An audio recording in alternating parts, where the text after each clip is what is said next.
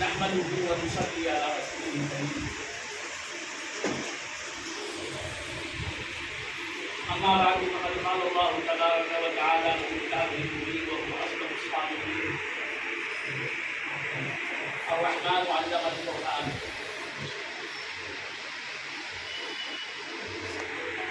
أيضا قال اقرأ باسم ربك الذي خلق قال النبي صلى الله عليه وسلم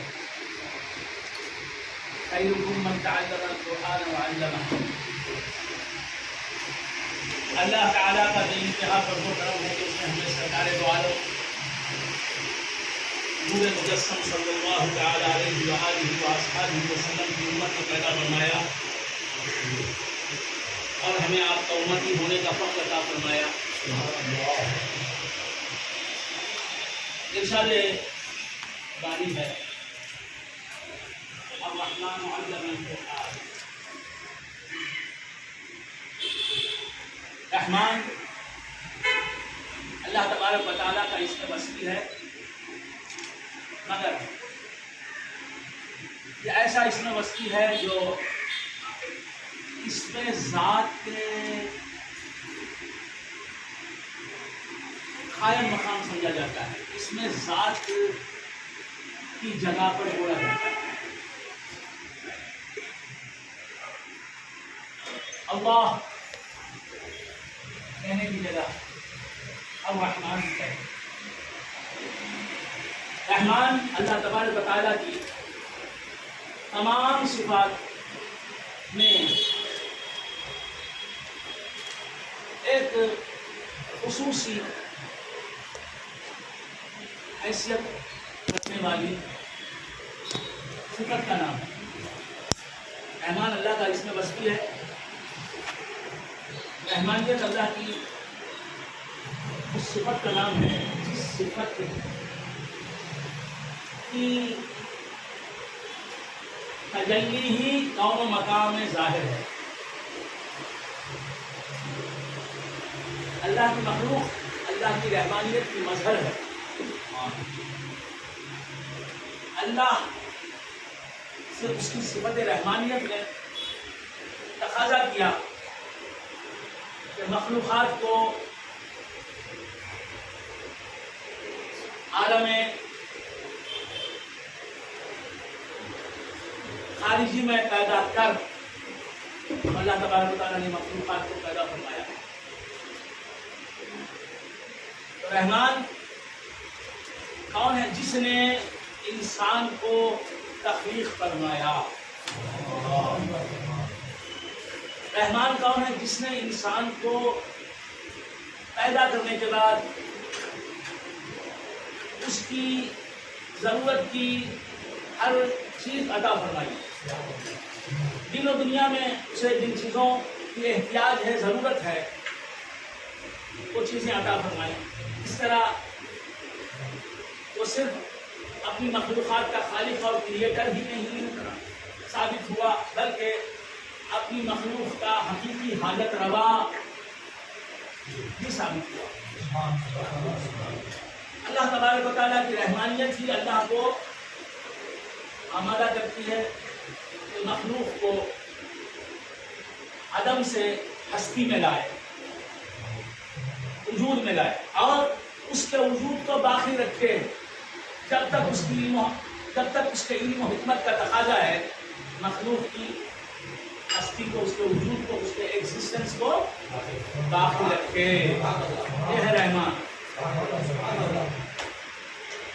تو اللہ فرماتا ہے کہ الرحمن علم القرآن. رحمان جس کی رحمت عامہ نے تمہیں زیور تخلیق سے آراستہ فرمایا، تمہیں موجود فرمایا اور تمہیں بقا عطا فرمائی، دوام عطا فرمایا. جب تک تمہیں بقا اور دوام دینا چاہا، وہی رحمان تمہیں قرآن کی تعلیم دینے کا بھی ذمہ دار ہے. تمہیں قرآن کی تعلیم دینے کا ذمہ بھی اس نے لے لیا ہے. اس اس نے اپنے ذمہ کرم پر لے لیا ہے کہ تمہیں قرآن کے مفاہیم سمجھائے، قرآن تم سے کیا مطالبہ کرتا ہے یہ بتائے، قرآن کا علم کیا ہے یہ بتائے۔ تو اللہ کی رحمانیت میں سب سے بڑا رحم، سب سے بڑی رحمت یہ ہے کہ اللہ انسان کو قرآن کا علم عطا فرمائے، سبحان اللہ، سبحان اللہ، قرآن کی تفسیر سے آگاہ کرے، قرآن کی تشریح سے آگاہ کرے، قرآن کے مضامین سے آگاہ کرے، قرآن کے مضمرات سے، مفاہیم سے آگاہ کرے، قرآن کی دعوت کیا ہے، قرآن کا پیغام کیا ہے، قرآن کے اثرات کیا ہے، قرآن کے مضامین کیا ہے، قرآن ہمیں کس طرح زندگی گزارنے کی تلقین کرتا ہے۔ اور الرحمن علم القرآن، رحمان ہوا ہے جس نے قرآن کی تعلیم دی، اور قرآن مبدا اور معاد کی تعلیم دیتا ہے،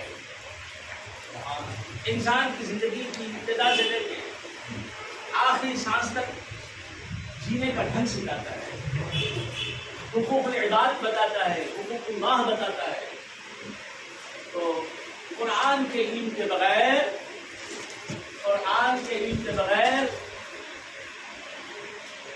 زندگی گزارنا اور اس دنیا سے رخصت ہو جانا مقصد تخلیق میں ناکام اس دنیا سے کچھ کرنا۔ اللہ نے ہمیں بھیجا ہے قرآن کو پڑھنے، سمجھنے، سیکھنے اور اس کے تقاضوں پر عمل کرنے کے لیے۔ اللہ تبارک و تعالیٰ قرآن کی تعلیم تو اپنے ذمہ کرم پر دے دیا، فرمایا الرحمن علم القرآن، رحمان نے قرآن کی تعلیم دی۔ رحمان سے قرآن کی تعلیم حاصل کرنے والی پہلی ذات اقدس جناب محمد رسول اللہ صلی اللہ علیہ وسلم، انہی کے تعلق سے فرمایا خلق الانسان علمہ البیان، رحمان نے انسان کو پیدا فرمایا اور انسان کو اس نے، یہاں انسان سے مراد سرکار محمد عربی صلی اللہ علیہ وسلم، اللہ نے انسان کو پیدا کیا اور علمہ البیان، اس انسان کو، انسان کامل بالذات کو بیان سکھایا، اس کے بیان سے انسان بننے کا شرف حاصل کرتا ہے۔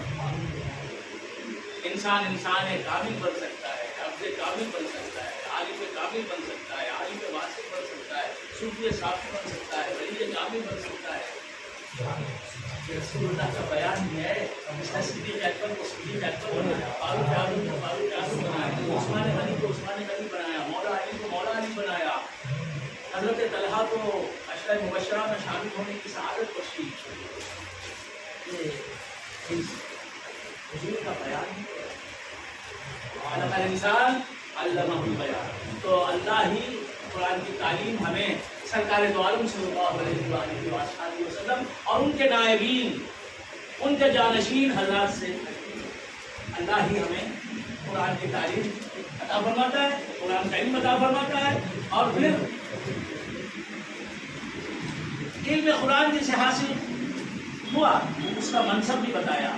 رسول اللہ کو اللہ نے علم سکھایا، بیان کا حکم بھی دیا، تبلیغ کا حکم بھی دیا، قرآن کو سمجھانے، قرآن کی تشریح و تعبیر و تفسیر، قرآن کے علوم کی اشاعت اور ترویج کا بھی حکم دیا۔ تو سرکار دو عالم صلی اللہ علیہ وسلم نے اللہ سے قرآن سیکھا اور اللہ کی مخلوق میں قرآن کو عام کیا، قرآن کے پیغام کو عام کیا، قرآن کے مفاہیم اور مطالبات بتا۔ تو آج اس محفل میں ہم یہ دیکھ رہے ہیں کہ اللہ تبارک و تعالیٰ نے ہمیں علم دین سیکھنے کا ایک موقع تھا۔ چھوٹی سی جگہ ہے، جگہ چھوٹی ہے، کام بڑا ہوگا۔ قرآن کی ایک آیت کا آپ نے صرف صحیح ٹرانسلیشن سیکھ لیا بھی تو یہ بہت بڑی نعمت ہے اللہ تعالیٰ کی۔ قرآن کی ایک آیت کی بھی صحیح تفسیر آپ نے، مستند اور معتبر تفسیر سیکھ لی تو یہ بہت بڑی نعمت ہے اللہ تعالیٰ کی۔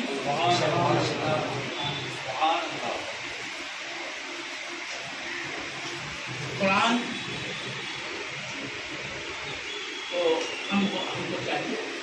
کہ صرف ایک آیت کا ترجمہ اور تفسیر ہی پر اکتفا نہ کریں، پورے قرآن کا صحیح ترجمہ، مستند ترجمہ اہل سنت و جماعت عالم کا لکھا ہوا اور معتبر تفسیر قرآن کی اہل سنت و جماعت علماء کی لکھی ہوئی پڑھیں، اسے سمجھیں، یاد رکھیں اور اس کے تقاضے پر عمل کریں۔ تو یہاں انشاءاللہ آپ کو تفسیر بھی سکھائی جائے گی اور پھر خیر حدیث سب سے بہترین ہدایت محمد رسول اللہ کی مقدس زبان سے نکلنے والی ہدایت اور سب سے بڑا پیغام رسول اکرم صلی اللہ علیہ وسلم کا پیش کرنا ہے۔ تو حضور کی حدیثوں کی یہاں صحیح تشریح ہوگی، صحیح تفسیر ہوگی، صحیح تعبیر ہوگی، تو مقام اللہ کی رحمتوں کے نزول کا مقام ہوگا۔ معمولی جگہ نہیں ہے، چھوٹی جگہ ہے لیکن بڑی سے بڑی جگہ جو اس سعادت سے خالی ہے، اس سے یہ بہتر سونا چھوٹا ہی ہوتا ہے۔ ایک ساون سونا چھوٹا ہی ہوتا ہے۔ 1 کلو لوہا آئرن اس کی قیمت زیادہ، لوہا 1 کلو کتنے کا آئے گا؟ 1 ساون سونا کتنے میں آئے گا؟ جگہ چھوٹی ہے لیکن سونے سے زیادہ قیمتی ہے، لہذا یہ اس جگہ کی قدر ہم جانیں۔ آج میں دیکھ رہا ہوں کہ صحیح علم دین سے مسلمانوں کے سینے خالی۔ اکثر لوگ علم دین جاننے کا جو ادعا کرتے ہیں، دعویٰ کرتے ہیں، وہ بھی صحیح معنوں میں عالم دین نہیں ہوتا۔ علم دین اچھی طرح یاد رکھیں، علم دین کی بہت سی شیخیں ہیں، بہت سی شاخیں ہیں، بہت سی برانچز ہیں۔ تفسیر کا علم، تفسیر اصول تفسیر، حدیث اصول حدیث، یہ بھی علم دین کا ایک حصہ ہے۔ اگر 3 چیزیں ذہن نشین رکھیں، 3 باتیں اچھی طرح یاد رکھ لیں میرے بھائی، مجھے بولنے کا موقع ملا ہے، میں ویسے بھی باتیں ملا سکتا ہوں، آج بولنے والے نہیں ہیں بھائی، امت کا درد نہیں ہے، میں دیکھ رہا ہوں، قریب سے دیکھ رہا ہوں، علماء کہلانے والے حضرات میں خال ہی، یعنی بہت کم لوگ بھی ایسے ہیں جو باقی علم دین سے آراستہ ہیں۔ تو تفسیر اصول تفسیر، حدیث اصول حدیث، یہ سب چیزیں جاننی ضروری ہیں، مگر 3 علوم ایسے ہیں علم دین میں جن پر ہم کو زیادہ اپنی توجہ منظور کرنی ہے، جن پر ہمارا ذہن کا پورا زور ڈالنا ہے۔ کیا ہے؟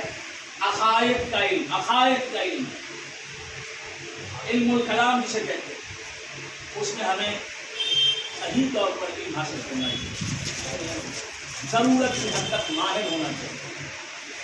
عقائد کا علم، آج عقائد کا علم بولنے والا کوئی عالم ملتا نہیں۔ بس عقائد کے عنوان سے فاتحہ جائز ہے، 11ویں شریف جائز ہے، 12ویں شریف جائز ہے، 22ویں جائز ہے، میلاد النبی منانا جائز ہے، یا رسول اللہ پکارنا جائز ہے، بے شک جائز ہے، بے شک جائز ہے، بے شک جائز ہے۔ لیکن کیا یہی ہے عقائد اہل سنت والجماعت کا پورا حصہ؟ علم الکلام اتنا ہی ہے ہمارا؟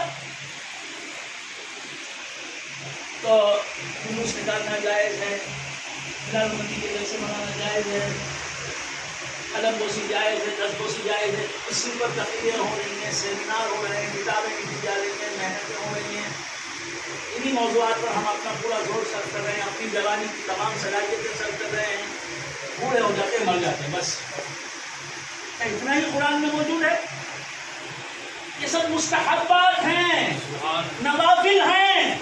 کریں تو سوال ہے، نہیں کرے تو کوئی پکڑ نہیں ہے، عذاب نہیں ہے. ہاں اگر کوئی کہتا ہے کہ فاتحہ ناجائز ہے تو ہم کہیں گے تو نہیں شریعت گھڑ رہا. جس کام سے اللہ نے نہیں روکا، رسول اللہ نے نہیں روکا، تو کیسے روک سکتا ہے؟ اگر کوئی 11ویں کو ناجائز اور حرام اور بدعت اور شرک کہتا ہے تو ہم یہ کہیں گے کہ یہ تیرا رویہ بالکل غلط ہے، قابل مذمت ہے. عمر بھر بھی اگر کوئی 11ویں نہ کرے تو وہ گناہ گار نہیں ہوگا، وہ سنیت کے دائرے سے خارج نہیں ہوگا. عمر بھر بھی اگر کوئی 22ویں 12ویں یا 10واں 20واں 40واں میلاد النبی کا جلوس یہ سب نہ کرے، اس کا اہتمام نہ کرے تو وہ وہابی نہیں بن جائے گا، کافر نہیں ہو جائے گا، سنی رہے گا. اور یہ سب معاملات ہیں اہل سنت و جماعت کے.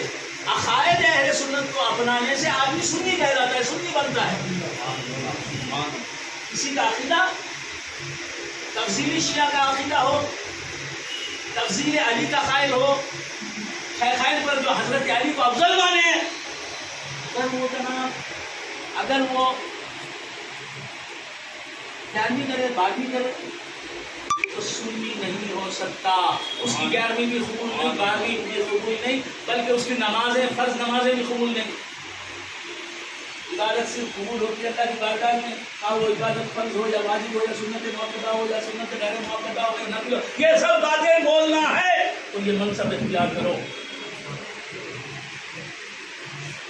تو عبادت قبول ہوتی ہے وہ جس اعتبار کی عبادت ہے، جس درجے کی عبادت ہے، سنیت کے بعد. سبحان اللہ سبحان اللہ. سنی نہیں، صحیح عقیدہ نہیں، گمراہ فرقے سے تعلق رکھتا ہے، وہابی ہے، اہل حدیث ہے، تفضیلی شیعہ ہے، رافضی ہے، قادیانی ہے. تو یہ سب چونکہ سنیت کے دائرے سے خارج ہیں، سنی نہیں ہیں، نان سنیز ہیں، لہذا ان کی نہ نفل نماز قبول ہے نہ فرض نماز قبول ہے، نہ ان کا نفل روزہ قبول ہے نہ فرض، نہ ان کا نفل حج قبول ہے نہ فرض. عبادتوں کو اپنی بارگاہ خداوندی میں مقبول ہونے کا شرف دینا چاہتے ہو تو پہلے سنی بنو. سنی بننا عقیدے سے ہے. عقائد اہل سنت و جماعت کیا ہیں یہ جانو. اگر ایک عقیدہ بھی تمہارا عقائد اہل سنت و جماعت سے ٹکراتا ہوا ہے تو تم سنی نہیں ہو. تو اس لیے میرے دوستوں اپنے بچوں کو اہل سنت و جماعت کے عقائد کیا ہیں، پھر عقائد نہیں کس سے فرض عقائد، واجب عقائد، مستحب عقائد. تو عقائد کا علم سکھاؤ، تم بھی سیکھو. عمریں ہو گئی ہماری 60 سے ہماری کلاس کر گئی لیکن عقیدہ نہیں معلوم. کیوں نہیں معلوم؟ ہمارے ماحول میں کوئی جاننے والا نہیں، ہمارے باپ کو عقیدے کا علم نہیں معلوم، ماں کو عقیدہ کیا ہے نہیں معلوم. تو پہلے عقائد کے علم پر زور دو. انسٹیٹیوٹس بناؤ، درسگاہیں بناؤ، درسگاہیں بناؤ، انسٹیٹیوٹس بناؤ. دینی علوم سکھانے کی اسکولس بناؤ، لیکن سلیبس کیا ہو؟ اس میں علم الکلام سکھایا جائے. علم الکلام میں نے عقائد کا علم سکھایا جائے، تشفی بخش حق ہے. پھر فقہ کا علم سکھایا جائے. تم شافعی ہو تو شافعی فقہ سیکھنا تم پر ضروری ہے. تم حنفی ہو تو شافعی مالکی حنبلی علم سیکھنا ضروری نہیں، علم فقہ سیکھنا ضروری نہیں. حنفیہ کا علم فقہ سیکھنا ضروری ہے.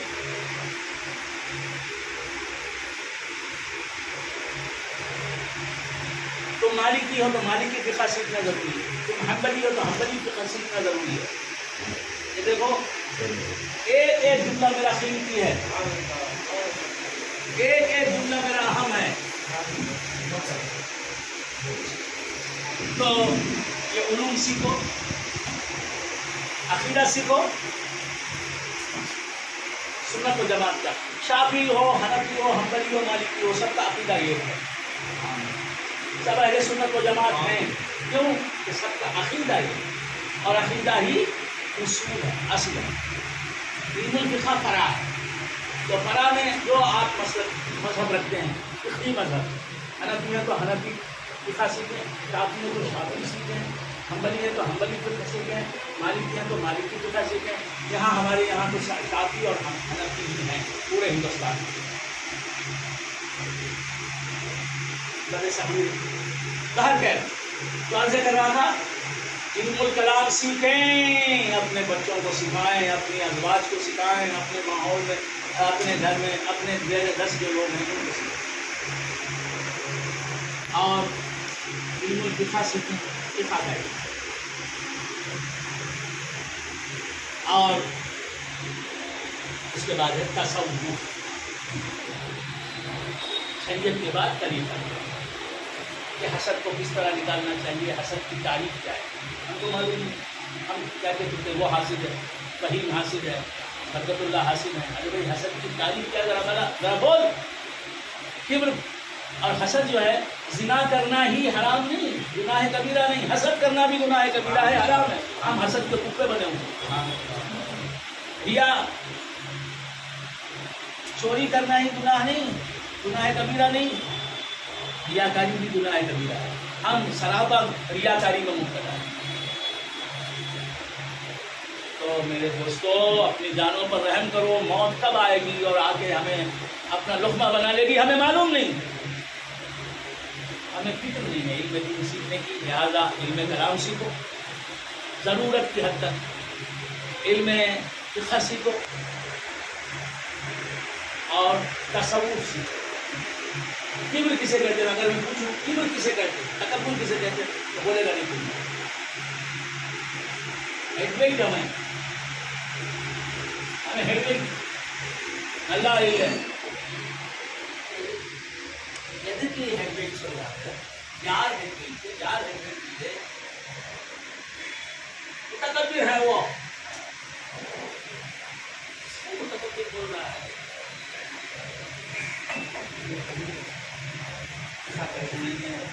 नहीं होगा किसी में कब है दुनिया है वफा से कारी, अब भी वफा है बाकी, लेकिन किसी में. हर एक को बोलने का शौक है, हर एक को तकरीर करने का शौक है, हर एक को ऑरेटर बनने का शौक है,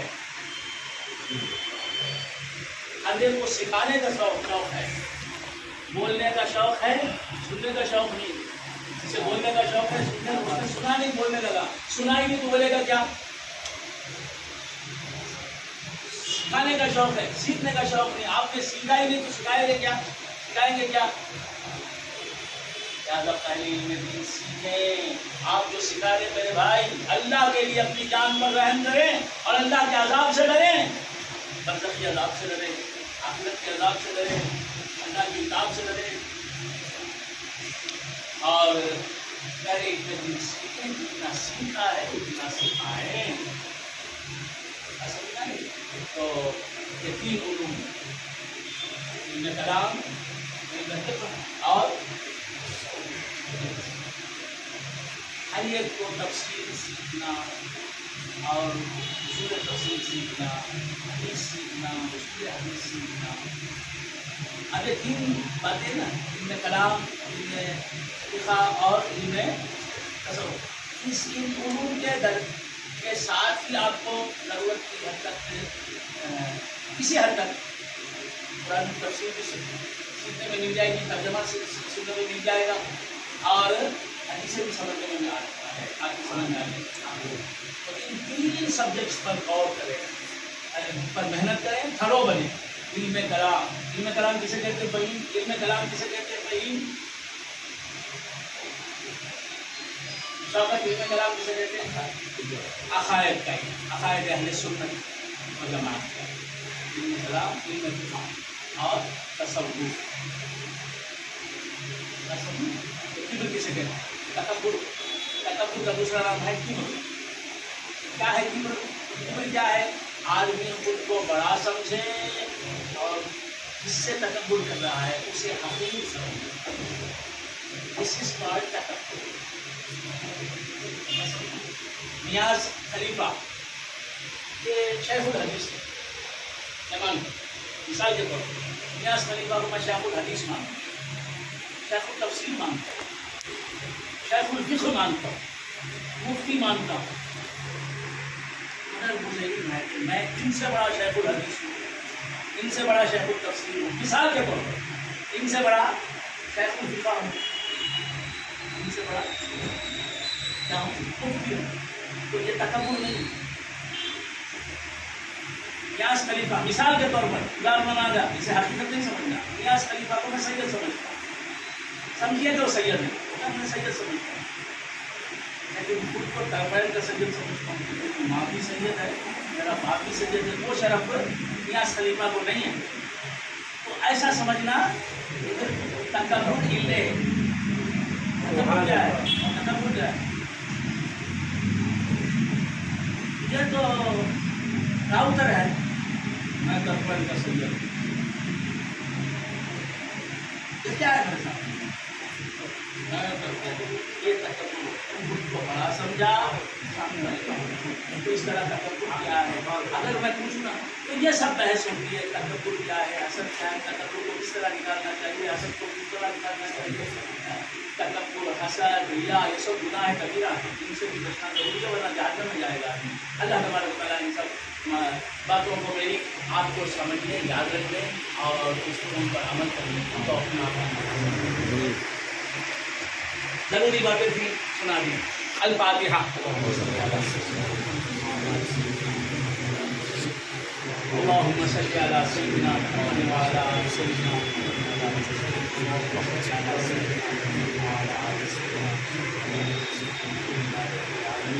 الرحمن الرحيم مالك يوم الدين إياك نعبد وإياك نستعين اهدنا الصراط المستقيم صراط الذين أنعمت عليهم غير المغضوب عليهم ولا الضالين.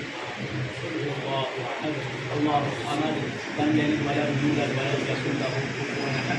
الله احد. الله الصمد لم يلد ولم يولد ولم يكن له كفوا احد. الله احد. الله الصمد لم يلد ولم يولد ولم يكن له كفوا احد. اللهم صل على سيدنا محمد وعلى ال سيدنا محمد وبارك وسلم. اللهم صل على سيدنا محمد وعلى ال سيدنا محمد وبارك وسلم. اللهم صل على سيدنا محمد وعلى ال سيدنا محمد وبارك وسلم.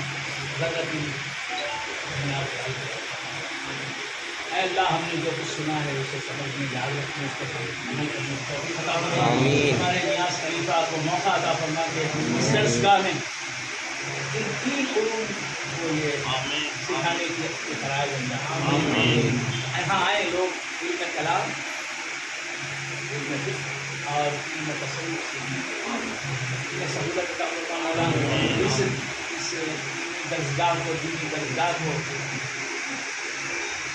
جو مدرسہ بھی ہے اپنی جگہ, خانقاہ بھی ہے, اسے قائم رکھ, پروان چڑھا, اور یہاں کے لوگ, یہاں آ کے سیکھنے والوں کو صحیح میں دین عطا فرما, صحیح میں کلام عطا فرما, صحیح میں فقہ عطا فرما, صحیح میں تصوف عطا فرما. بہت سے لوگ ہیں جو باقی علم نہیں رکھتے, خود کو عالم سمجھتے ہیں, خود کو اہل علم سمجھتے ہیں, وہ خطیب ہیں, وہ امامت کے فرائض انجام دے رہے ہیں, وہ مسائل بیان کر رہے ہیں, حالانکہ فقہ سے انہیں کوئی مناسبت ہی نہیں. اللہ تبارک و تعالیٰ ہمیں ان حقائق پر غور کرنے, سمجھنے اور روشنی میں اپنی زندگی کو سنبھالنے کی توفیق عطا. بجاہ سیدنا مولانا غوث الثقلین غوث الاعظم رضی اللہ عنہ, برکت سیدنا مولانا الامام الحسن سیدنا الامام الحسین رضی اللہ عنہ, وبجاہ ساداتنا الخلفاء الراشدین المہدیین رضوان اللہ تعالی علیہم, وبجاہ جد الحسن والحسین ابی القاسم محمد صلی اللہ علیہ وسلم, نور من نور اللہ صلی اللہ تعالی علیہ وآلہ وسلم. سبحان ربک رب العزة عما یصفون وسلام علی المرسلین والحمد للہ رب العالمین. صلی اللہ علی محمد صلی اللہ علیہ وسلم, صلی اللہ علی محمد صلی اللہ علیہ وسلم, صلی اللہ علی محمد یا رب العالمین.